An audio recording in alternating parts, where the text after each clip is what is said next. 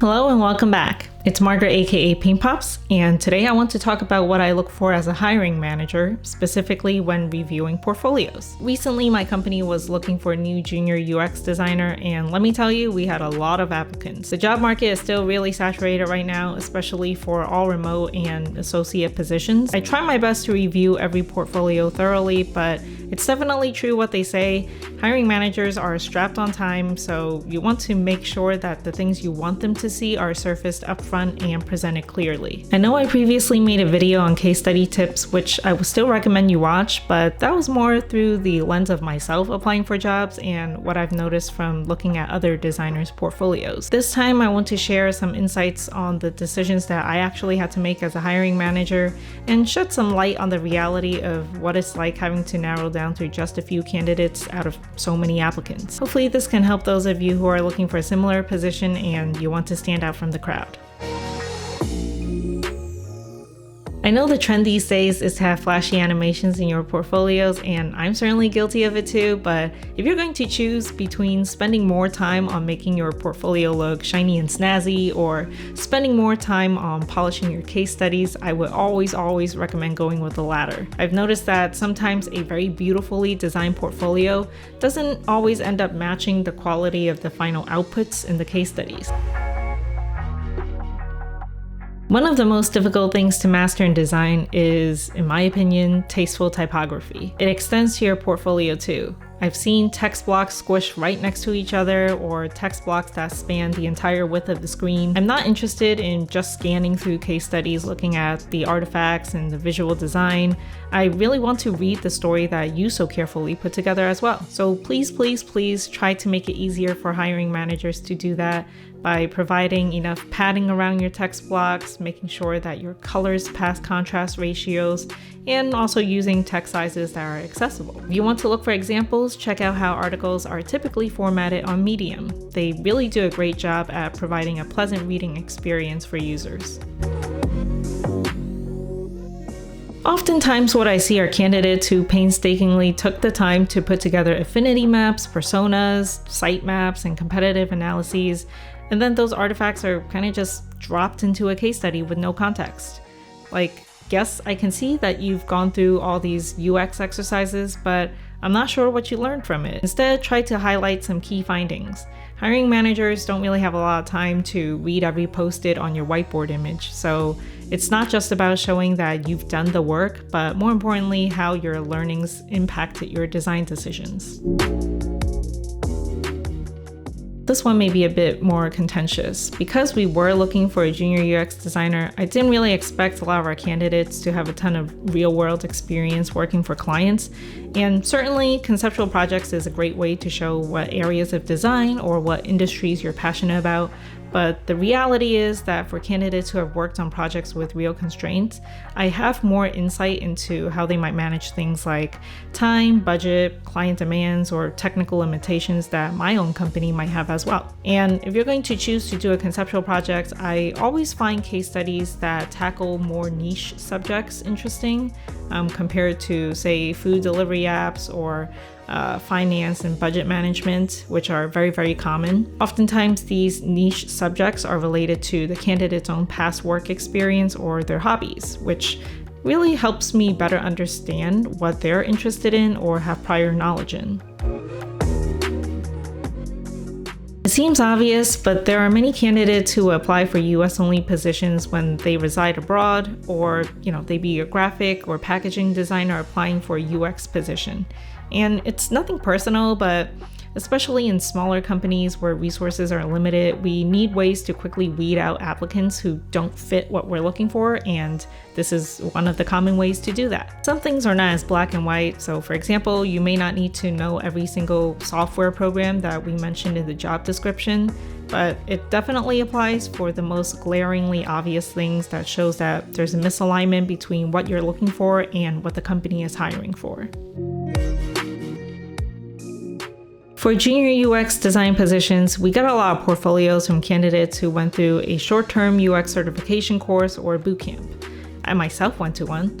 But unfortunately, unless you come from a graphic design background or you've just got a really good eye for it, visual design is something that's very, very difficult to master in just a few months. And in my case, I was looking for someone who can learn the ropes pretty quickly because our startup is small and there's a lot to do. Obviously, I'm not going to leave a junior UX designer hanging and offer no mentorship at all, but providing guidance to help the designer excel at their job is not the same thing as teaching them how to design. If there is a designer who can use just a little more polish to get production ready work out the door, that's totally fine. But if I can't trust that the candidate can get up to speed without a lot of hand-holding, that's also a quick way to, unfortunately, weed out some applicants. Of course, it also depends on what the company is looking for. So if it's more of a researcher role, you can probably get away with having visual designs deprioritized. Or if the company has 0 designers and they really just needed someone to put together some wireframes and prototypes, they don't really have any standard for it, then that might be okay too. But that just wasn't the case for what I needed in a candidate. Also, if you're deciding between which screens to highlight on your homepage, try to go for something a little more interesting than a splash screen or a login page so that I can have a better idea of what this product does. One of the most common things I noticed in portfolios that didn't make the cut is poor design rationale. So why do you make the choices you did? Is it a common design pattern that you see in a lot of your competitors' products? Did it test well with your users and address a specific pain point that they had? Or was it for the purposes of accessibility? I don't know. Hiring managers don't want to guess, and we can't read your mind. And also, just for the candidate's sake, if they were to be hired, I know that they're eventually going to have to present work to other team members and also stakeholders as well. And they're going to have the same type of questions. So the candidate should be able to defend their decisions. And saying things like, I made the app better, is just not enough. Sometimes candidates might just drop their visual designs onto their case studies as well and not provide any context whatsoever. So definitely make sure that you work on that.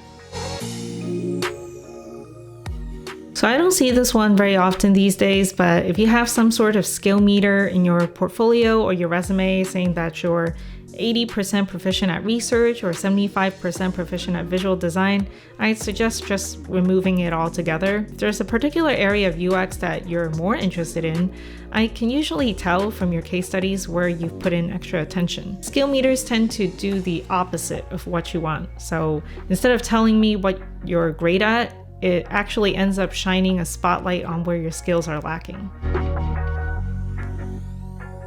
Most applicants indicate that they've done some research interviewing people or sending out surveys, and while the role that I was hiring for was not a research role per se, the candidates that did stand out were the ones who thought outside the box when it comes to gathering insights.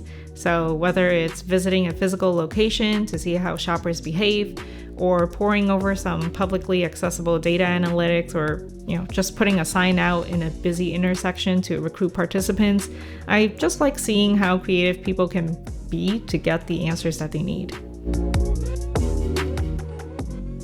I've also received some submissions that are missing a link to their portfolio either in the application or in the resume. And then there's also applicants who put their work behind a password without providing the actual password. So if I can't see your case studies, then I can't move forward with you. And given how many people are looking for the same job, especially when it comes to junior UX roles, hiring managers just don't have the time to reach out to every applicant that's missing those things. So again, double check before you hit submit. So lastly, don't forget to think about your success metrics. Ultimately, we all design with a goal in mind. But how do you know if your solution has made an impact or can use improvement? Even if your project was conceptual, it's good to think about how you would measure its success at the end of your case study so that it can help guide future iterations. All right, hopefully that was helpful for you as you look for your next job.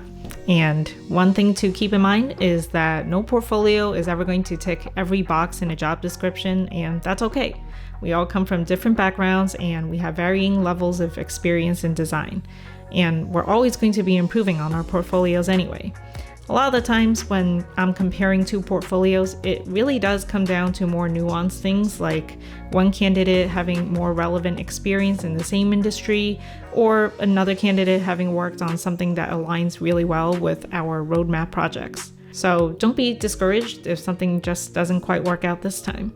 I know job hunting is very daunting, and I tried to make the process as painless as possible for our candidates while also doing the responsible thing for my company and carefully vetting all our applications. And narrowing down the list is definitely not an easy decision, but I do wish you all the best during your job search. And do me a favor, before you hit send, make sure that you've reviewed your portfolio yourself, and ideally, if you have another pair of eyes on it too, just for a sanity check. All right, until next time, bye.